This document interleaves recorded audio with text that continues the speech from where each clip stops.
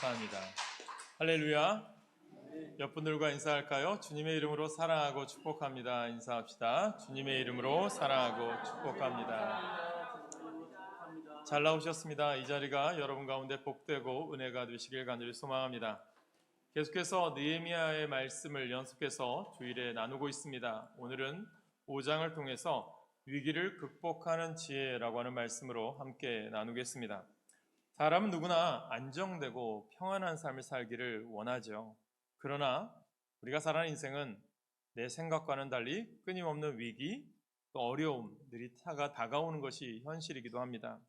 요즘같이 세계가 또 우리의 삶들이 급박하게 급속도로 변화하는 환경 속에서 보면 예측할 수 없는 많은 위기들이 찾아오기도 하죠.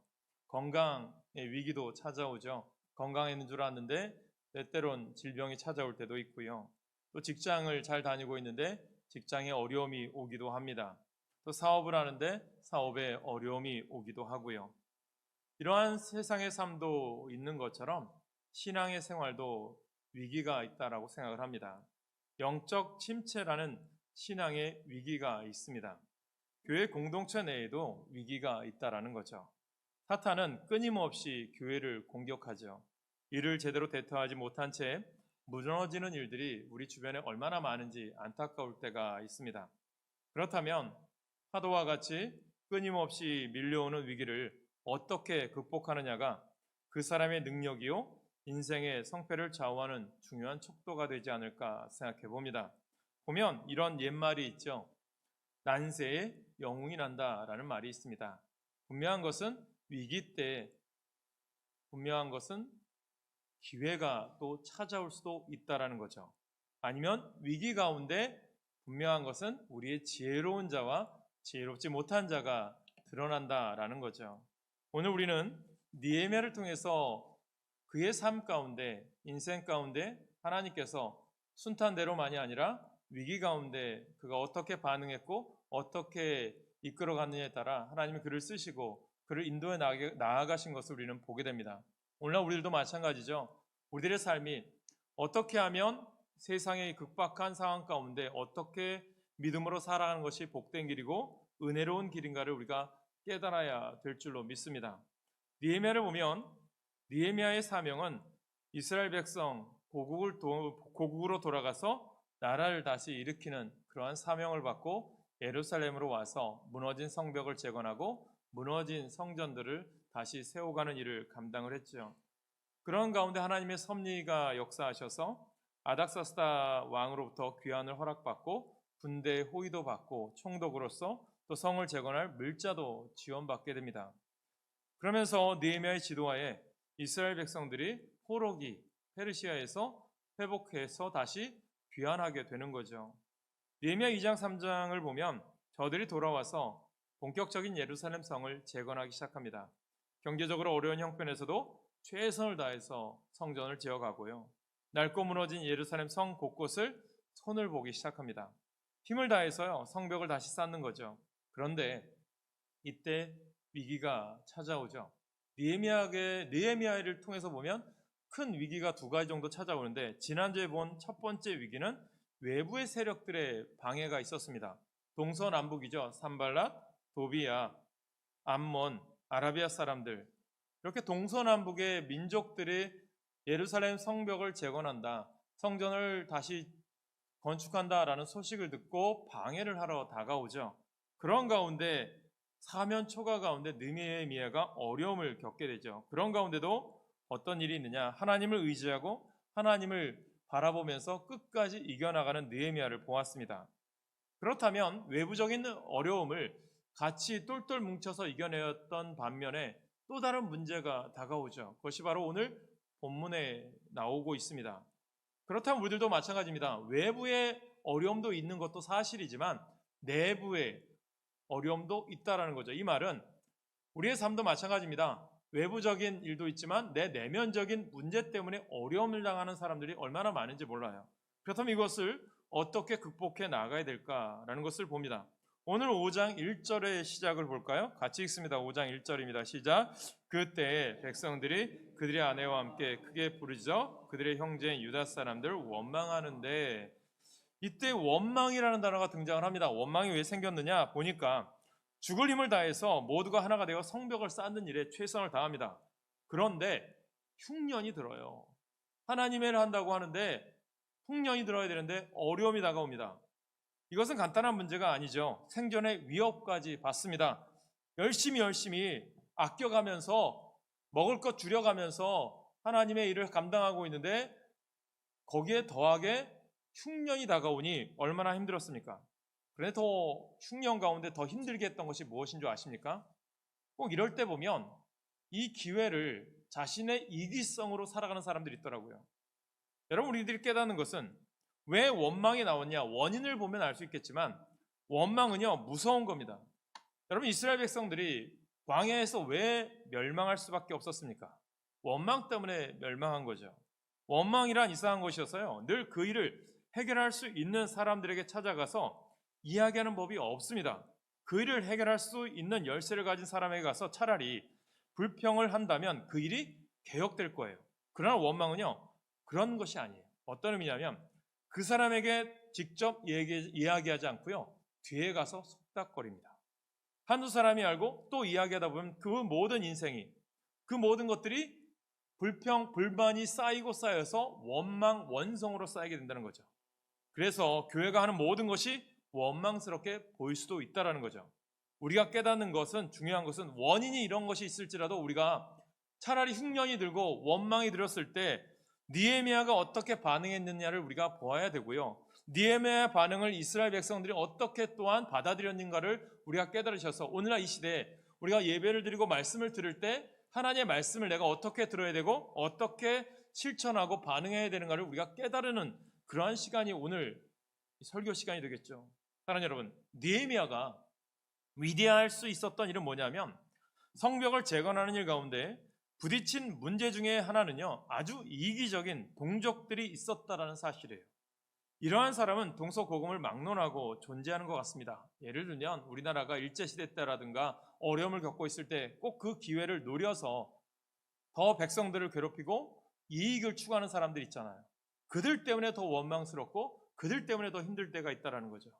그 원망의 자리에 서게 된 이유가 보니까 첫째는 3절에 나오죠. 기근, 흉년 때문이었고요. 4절에 보니까 세금 징수 때문이었고요. 5절에 보니까 과도한 이자놀이, 고금리로 사람들을 착복한 거죠. 그러다 보니 갚을 수 없는 이자 때문에 고리대금업자들 때문에 자식들까지 잡혀야 되고 자식들까지 팔려가는 인생을 겪게 되는 거죠. 이러다 보니 같은 민족을 더 핍박하는 거예요. 너무나도 얼마나 마음이 압박했습니까? 백성들은 절망 속에 부르짖으며 삶을 포기하고 있었던 거예요. 당시 부자와 귀족들은 사람들에게 높은 이자로 돈을 빌려주고 이자를 내지 못하면 그 자녀를 데려다가 이방 사람들에게 팔기까지 합니다. 민족 전체가 왜 성벽을 짓습니까? 왜 난리 중에 하나님의 뜻 가운데 힘든 가운데 성벽을 재건하고 성전을 지으려고 합니까? 하나님의 믿음의 삶을 살고 공동체 안에 서로 살아가며 섬기기 위해서 했는데 그 뜻이 이루어지지 않는 거예요. 안타까운 거죠. 그러니 이들의 분노가 얼마나 컸겠습니까? 그러면서 왜 우리만 고통받아야 됩니까? 같은 민족인데 우리 아이는 노예로 팔려가는데 어떻게 저들의 자녀는 호의호식하며 살 수 있겠습니까? 다 같은 이스라엘 사람들인데 우린 풀뿌리 같은 것으로 연명하고 저들은 잘 먹어서 저렇게 살아가야 됩니까? 도대체 이것이 무엇입니까? 라고 하면서 느헤미야에게 이야기하면서 원망한 거죠. 안타까운 거죠. 사랑하는 여러분, 중요한 것이 있다면 우리가 열심히 일하고 돈을 버는 것도 중요해요. 그런데 왜 버느냐가 중요하지 않을까요? 이것이 필요하다는 거예요. 여러분들 삶도 마찬가지입니다. 열심히 일하고 열심히 많이 버는 것도 중요한데 그 버는 것을 통해서 무엇을 위해서 내가 사용하고 무엇을 통해서 선용하느냐가 중요한데 우리가 그렇지 못할 때 나의 호가 호식을 위해서 산다는 것은 하나님의 뜻이 아님을 우리가 깨달으시라는 거예요. 우리들이 배우고 우리들이 많은 것을 누린다면 주님 왜 주셨을까요? 베풀라고 주셨고 나누라고 주셨는데 그것을 나를 위해서 쓴다면 그것은 결코 복되지 않는다는 거예요. 이것을 깨달으시길 간절히 소망합니다. 그러니 이들이 어떻게 됩니까? 열심히 일하고 돈 버는 것이 중요한 것이 아니라 다른 사람들의 아픔을 도외시하는 것이 죄악이라고 말씀하고 있다라는 거예요. 우리들도 마찬가지 아닐까요? 우리가 잘 먹고 잘 살게 되었고 평화를 누리고 잘 먹고 잘 살게 된 이유는 이기심을 버려야 한다라는 거예요. 그래? 나는 이래서 잘하는 거야. 나는 이래서 이렇게 번 거야라고 하면서 어려움 당한 사람들을 도외시하거나 우리가 돌봐야 될 사람들을 버린다는 것도 하나님의 죄악이라는 거예요.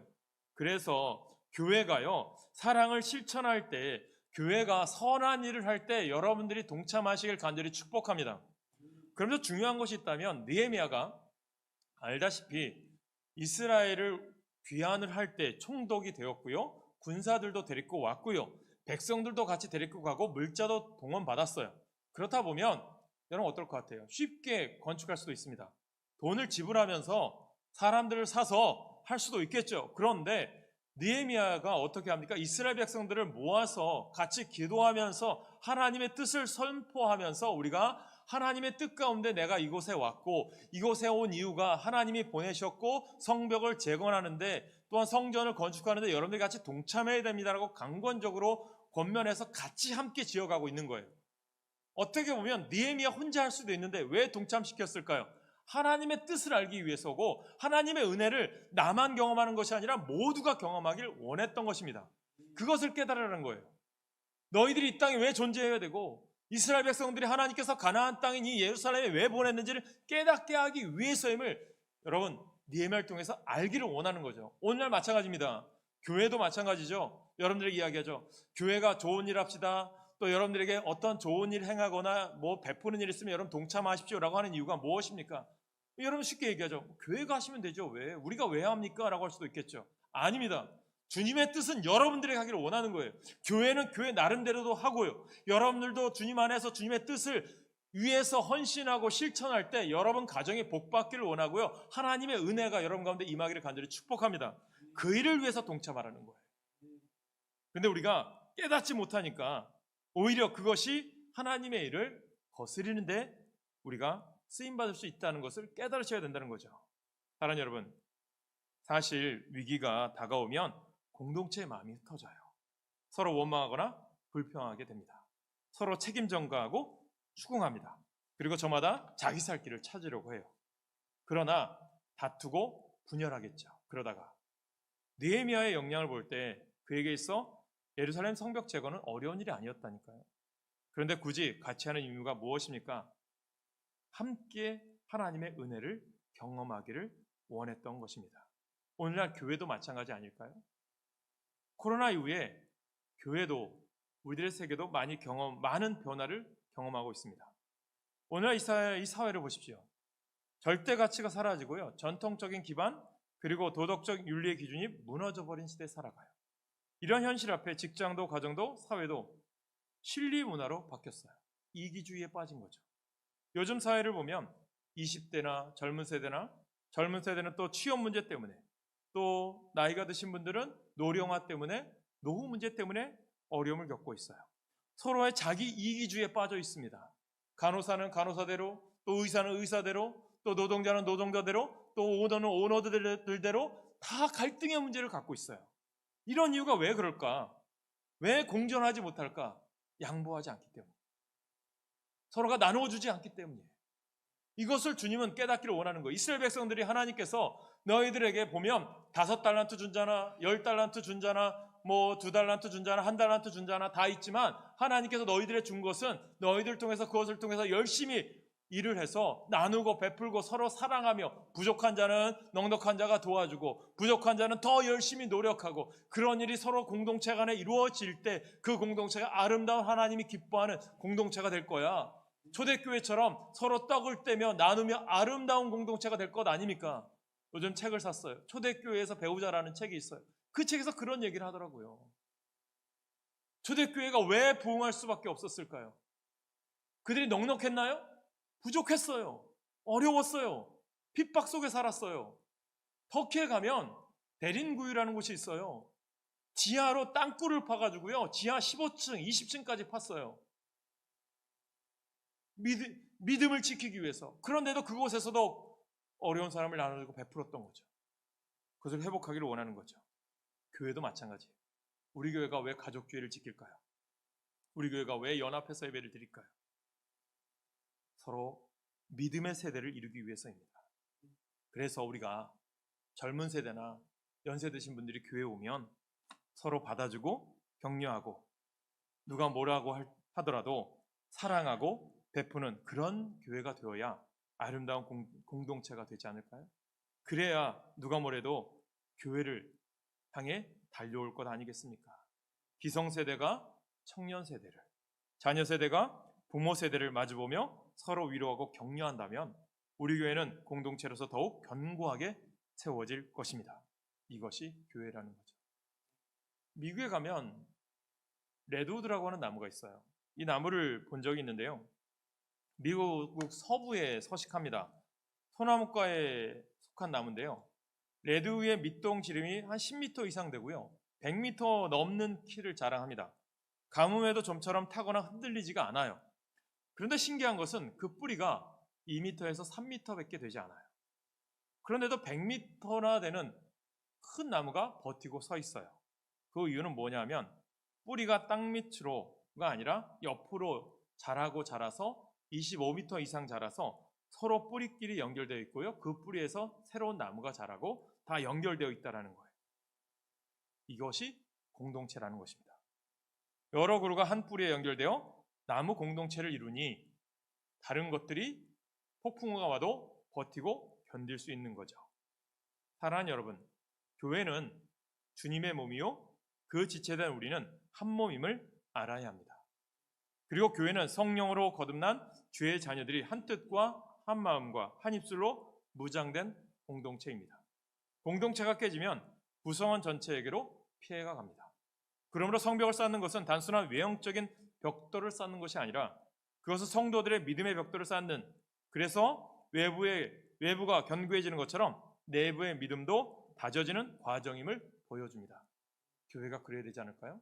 서로 위로해주고 서로 사랑해주고 다가가는 삶이 되길 간절히 축복합니다.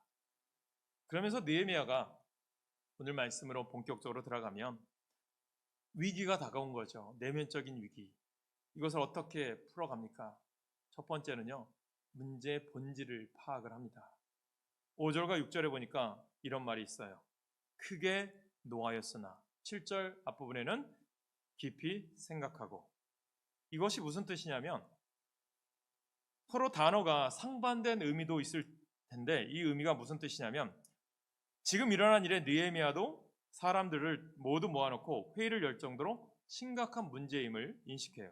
그러면서 어떻게 하냐면 심사숙고하는 거예요. 즉 내가 내 자신과 상담하고 의논하며 깊이 생각한다는 것을 의미해요.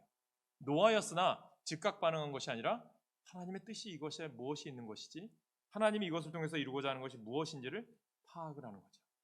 보세요. 백성들은 자신들이 먹지도 못하고 굶고 있으며 빚을 지고 세금을 내기 위해 집과 포도원을 팔았다고 호소합니다. 부자와 귀족들 자식들은 원하는 것을 모두 갖는데 왜 우리 자식들은 종이 되어야 합니까? 우리는 같은 민족이 아닙니까? 라고 하는 거죠. 이와 같이 이스라엘 백성이 처한 상황 앞에 분노가 일어나죠. 그러나 느헤미야는 좀 더 본질적인 원인을 생각해요. 근본적인 이유는 바로 공동체 의식에 이상이 있었다는 것이죠. 정말 서로가 가족이었다면 그랬을까요? 여러분들, 우리들도 서로 가족이라면 그랬을까요? 8절에서 보니까 느헤미야가 말하죠. 그들에게 이르기를 우리는 이방인의 손에 팔린 우리 형제 유다 사람들을 우리의 힘을 다하여 도로 찾았거늘 포로에서 데리고 온 거 아닙니까? 너희는 너희 형제를 팔고자 하느냐? 더구나 우리의 손에 팔리게 하겠느냐 하매 그들이 잠잠하여 말이 없기로 라고 되어 있습니다. 성을 쌓아도 이스라엘 백성이 본질적으로 하나 되는 공동체 의식이 없다면 아무런 소용이 없다라는 거죠. 중요한 것은 우리의 신앙의 순수성을 지키고 하나님의 말씀을 따라 살아가는 건강한 교회의 모습을 세우고자 하는 것이 아닐까요? 이것이 중요한 거예요. 신앙의 순수성. 그러므로 십자가의 본질은 무엇일까요? 하나님 나라를 위해서요, 자신의 주장과 자신의 의지를 꺾는 것이 무엇인지를 우리에게 깨달으라는 거죠. 십자가는요, 하나님의 나라를 위해서 자신이 전적으로 손해를 감당할 수 있는 마음에서 시작하는 것입니다. 이기성을 어떻게 해야 될까요? 십자가에 못 박으라는 것입니다. 우리가 생각하셔야 돼요. 교회 와서 예배드리고 차량 봉사 안내하고 교사도 하고 성가대 찬양대도 하고요. 여러 직분을 맡아서 맡은 대로 봉사를 합니다. 무엇 때문에 이렇게 봉사하고 있는 것일까요? 교회의 본질인 구원의 소식을 증거하고 전파하고자 하는 것 아닙니까? 그리고 믿음 안에서 하나님과 더불어 교제하고 하늘로부터 임하는 은혜와 축복으로 이 땅을 하나님 나라로 바꾸기 위해서 우리가 이렇게 모여서 예배드리고 봉사하는 것입니다. 교회는 직분자를 위해 존재하지 않습니다. 직분자가 담당하고 있는 일을 위해 존재하는 것이 아닙니다. 복음의 본질을 잃고 있다면 직분도 교회 건물도 소용이 없습니다. 오늘 우리 교회가 혼란과 어려움 속에 있다면 그동안 자칫 잃어버릴 수도 있는 본질을 찾는 일에 앞장서셔야 된다는 거죠. 문제의 핵심은 우리들에게 있는 거예요. 이 시대가 왜 악해져 갈까요? 이 시대가 왜 타락해져 갈까요? 오늘 우리들이 그 일을 감당해야 되는 거예요. 교회가 우리들이 세상의 소망이 되어야 하는 것입니다. 분열되어지고 다투고 어려운 곳에 우리들을 사용하시고자 이곳에 부르신 거예요. 여러분들에게 복 주셨어요. 시간도 주시고 물질도 주셨어요. 세상 일에 바쁘는 것도 중요한데요. 그것보다 더 중요한 것이 주님의 일에 더 바쁘십시오. 사랑을 실천하는 것도, 세상의 사랑을 실천하는 것도 교회를 통해서 사랑을 실천하십시오. 그래야 세상 사람들이 우리를 보고 하나님이 살아있음을 경험하게 될 것입니다. 지금 여러분들의 삶 속에서 오늘 이 시대에 최선을 다하는, 영적으로 민감하여 부르짖음을 듣고 하나님의 일을 감당하는, 세상을 향하여 잘못되었음을 우리가 바로 설 수 있는 메시지를 전할 수 있는 그런 크리스천이 되어야 합니다. 두 번째로 느헤미야는 이런 심각한 위기 가운데 무엇을 합니까? 하나님의 말씀으로 돌아갈 기회를 삼습니다. 오늘 우리들도 마찬가지입니다. 하나님께로 나아갈 수 있는 길을 여시기를 간절히 소망합니다. 지금 여러분들의 삶에서 최선을 다하십시오. 그러면 여러분을 통해서 하나님께서 일하실 것입니다. 13절 말씀에 보니까 느헤미야는 갈등을 통해서 백성들 마음속에 하나님의 말씀이 바로 설 수 있도록 합니다. 같이 읽겠습니다. 13절 시작. 내가 옷자락을 덜며 이르기를 이 말대로 행하지 아니하는 자는 모두 하나님이 또한 이와 같이 그 집과 산업에서 털어버리실지니 그는 곧 이렇게 털려서 빈손이 될지로다. 아멘. 회중이 다 아멘하고 여호와를 찬송하고 그들이 그 말한 대로 행하였으니라. 아멘. 그랬을 때 온 회중이 어떻게 화답을 해요? 아멘. 주님 뜻대로 살겠습니다. 오늘 우리들도 마찬가지 아닐까요? 말씀을 열심히 들었어요. 그러면 아멘, 그 뜻대로 살겠습니다 라는 삶의 실천이 있으셔야죠. 근본적인 하나님의 말씀으로 돌아가자는 거죠. 그리고 백성들이 아멘 아멘 화답합니다. 이것이 이들에게 소망이요 부흥의 역사인 것입니다. 지금 이들이 하나가 되기 위해서 가진 자들은 자신들이 남을 억울하게 모든 것을 한 것을 다 포기하고 공동체를 세우기 위해서 기득권들을 내려놓아요. 사랑하는 여러분, 서로를 세워주고 서로를 성숙하기 위해서는 반드시 무엇이 필요해요? 자기 희생이 필요합니다. 자기는 손가락 하나 까딱하지 않으면서 어떻게 감동을 주는 삶을 살아갈 수가 있겠습니까? 늘 남의 허물만을 보는 사람들이 있습니다. 정말 우리가 하나님의 은혜 앞에 섰다면 그 은혜의 힘을 가지고 서로 세워주는 일에 전심을 다하시길 간절히 소망합니다. 그렇게 하기 위해서는 바로 무엇이 필요해요? 자기 희생이 필요합니다. 사랑하는 여러분, 살아가는 것이 힘들고 힘들 때면 사람들이 얼마나 더 이기적이 되는지 몰라요. 돕는 손길이 턱없이 부족해요. 삶의 부담을 나누려고 하지 않고 희생하려고 하지 않습니다. 왜 그렇습니까? 느헤미야는 그 속에 하나님의 말씀이 없기 때문이라고 지적하고 있는 거예요. 우리들이 말씀이 여러분 가운데 살아있다면 하나님의 사랑을 실천할 수 있는 삶이 되시길 간절히 소망합니다. 그렇게 되는 것은 말씀이 있어야 된다는 거죠. 그래서 로마서 12장 2절에 바울이 이야기합니다. 같이 읽습니다. 시작. 너희는 이 세대를 본받지 말고 오직 마음을 새롭게 함으로 변화를 받아 하나님의 선하시고 기뻐하시고 온전하신 뜻이 무엇인지 분별하도록 하라. 아멘. 세상 흐름을 따라갈 것이 아니라 갈등의 원인은 우리 속에 하나님의 말씀이 없기 때문임을 기억하고 그 말씀을 되새기는 기회로 삼을 때에 하나님께서 말씀의 약속이 여러분 가운데 축복으로 다가오게 하실 줄로 믿습니다. 다윗은 실수도 어려움도 많았지만 하나님께서 끝까지 쓰신 이유가 있어요. 위기와 어려움에 직면할 때마다 하나님 앞에서 늘 자기를 살폈어요. 나단 선지자가 잘못을 지적할 때 어떻게 합니까? 왕좌에서 내려와 옷을 찢으며 재를 뿌리며 회개합니다. 하나님이여 내 속에 정한 영을 주시고 정직한 영을 새롭게 하소서. 기도하며 구원의 즐거움을 회복시키시고 주님 앞에서 쫓아내지 말라고 회개했습니다. 말씀을 다시 되새기며 말씀을 따라 살아가는 기회로 삼았기에 하나님께서는 다윗을 끝까지 쓰실 수가 있었습니다. 요나는 어떻습니까? 하나님의 뜻을 따르지 않아서 큰 물속이 뱃속에 들어가죠. 그러나 물속의 뱃속에서라도 하나님의 말씀을 붙잡았을 때 다시 사명을 이룰 기회를 얻었습니다. 위기와 갈등이 올 때 우리들의 행동 양식은 원칙은 무엇입니까? 본능입니까? 아니면 말씀을 다시 세울 기회로 삼고 신앙적으로 돌아보시고 계십니까? 그 기회를 여러분들이 놓치지 마시길 간절히 소망합니다. 로버트 로빈슨이라고 하는 사람이 있습니다. 청년이었습니다. 이 청년이 복음을 받아들이고 20살 때 놀라운 은혜를 받은 거예요. 회심의 경험을 하게 됐습니다. 회심한 이후에 많은 시를 썼어요. 책까지 냈습니다. 그런데 많은 좋은 시를 썼음에도 불구하고 자신은 처음에는 은혜와 하나님의 놀라운 경험을 했지만 차츰 세상의 유혹 시험 앞에 넘어졌고 갈등을 겪는 삶을 살게 되었다고 합니다. 그런데 어느 날 마차를 탔는데 합승한 승객 부인이 두툼한 시집을 꺼내더니 자신의 이야기를 하는 거예요. 젊은이, 이 시를 아는가? 이 책을 좀 아는가? 라고 물어봤어요. 그랬더니 이 청년은 대답도 하지 않고 속으로 생각했다고 합니다. 자신이 옛날에 지었던 시였던 거예요. 복의 근원 강림하사. 청년이 반응을 보이지 않자 여인이 이 청년은 믿음이 좀 없는 청년인가 보다 라고 하면서 자신의 이야기를 간증으로 들려주었다고 합니다. 이 시를 읽는 순간에 삶의 변화와 은혜 받은 것, 감동이 또 나 자신의 인생의 방황을 바꾸어줬다는 것을 이야기했어요. 뒤이어 시를 읽어주었다고 합니다. 복의 근원 강림하사 찬송하게 하소서. 한량없이 자비하심 측량할 길 없도다. 천사들의 찬송가로 나를 가르치소서. 구속하신 그 사랑을 항상 찬송합니다.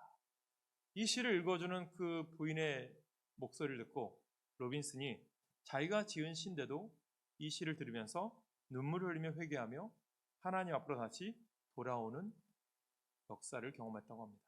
그리고 그 이후에 캠브리지 대학에서 학생들을 가르치는 영적 거장이 되었습니다. 오늘 우리에게 왜 이런 문제를 주셨을까요? 돌아오라는 거예요. 오늘 이 시대가 왜 혼탁할까요? 믿음으로 살라는 거예요. 우리가 돌아오면 부흥의 역사가 시작될 것이라는 말씀입니다. 여러분들의 방향의 키를 주님께로 돌리십시오. 성령님께 민감하게 반응하시길 바랍니다. 다시 한번 말씀드리지만 갈등 그리고 방황의 시간 동안 감정대로 따라가지 마십시오.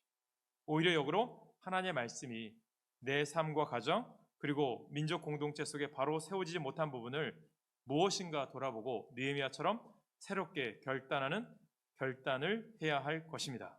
여러분 한번 생각해 보세요. 지금까지 지내오면서 하나님 앞에 한 번이라도 서원한 적이 계십니까?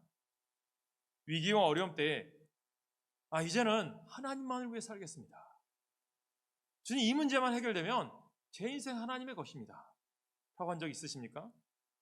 한 번이라도 이런 서원을 드린 적이 없다면 진정한 의미에서 크리스천이라고 할 수가 없습니다. 사랑하는 여러분, 지금이 말씀의 원칙을 세울 때 아닐까요? 가정에서 말씀을 다시 세우고 교회에서 말씀을 다시 세우고 내 삶의 여정 속에 무너진 말씀의 단이 무엇인지 돌아볼 때 다시 소생할 수 있는 기회를 하나님으로부터 얻을 수가 있습니다. 스스로 대단한 존재같이 느껴도 하나님께서 손 놓아버리면 아무 소용없어요. 하나님께 인생의 마지막까지 붙들림 바 되기를 원한다면 말씀 속에 심령을 깨우시길 간절히 소망합니다. 그것이 이스라엘 공동체, 아니 우리가 살 수 있는 길인 거죠. 요즘 이런 말이 많이 있어요. 예수님을 처음 만났던 그 벅찼던 감격과 회개의 눈물을 기억하시나요? 이 말씀을 준비하는데 이 찬양이 떠올랐습니다. 제가 신학생 때였어요. 두란노 온누리교회에서 열심히 이제 경배와 찬양이 일어설 때죠. 그때 불렀던 찬양입니다. 당신은 영광의 왕. 많은 교회마다 찬양팀이 세워지고 찬양이 불리워졌어요. 그런데 요즘 이 시대에 보면 찬양이 많이 식어졌는데 또 보니까 많은 또 찬양팀이 세워지고 있더라고요. 여러분 그때 그 벅찼던 감격과 회개의 눈물을 기억하십니까? 한 30년 전이면 여러분들도 한참 젊었을 때 아닙니까? 혹시 그 과거의 기억이 조금씩 희미해지고 있는지 그렇지는 않고 있나요? 요즘 부쩍 여러분 가운데 예전엔 참 좋았는데 하는 아쉬움을 자주 듣게 되는 것 같지는 않습니까? 여러분 먼저 본질을 찾으시기 바랍니다. 반주해 주시고요. 하나님께서 왜 나를 지금까지 살려두셨을까? 왜 가정과 교회를 주님께서 우리에게 허락하셨을까? 하나님께서 하나로 중앙교회를 섬기게 하셨고 여기까지 부르신 이유가 무슨 뜻인가? 한번 본질적인 질문을 하나님께 던져보세요. 더 나아가 원인을 다른 데서 찾지 마시고요.